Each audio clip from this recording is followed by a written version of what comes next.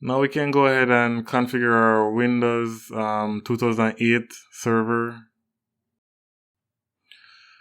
So the first thing that we're gonna do to our Windows server is to add a static IP address. So we're gonna add a static IP address to our Windows server.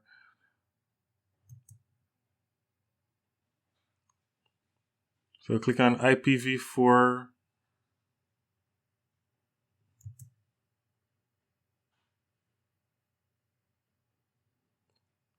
Then check where it says use following IP address.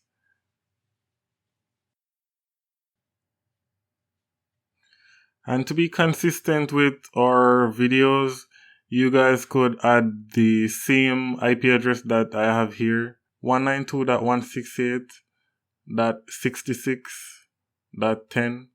For our default gateway, we're going to add 192.168.66.1. So for those who don't know, default gateway is basically where the packets go outside of your network. So the default gateway is mainly your router.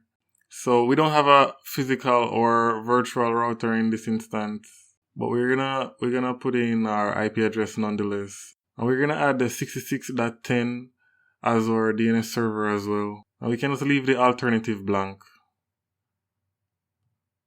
So just click OK, and then we're gonna close this. And then we can just close this window.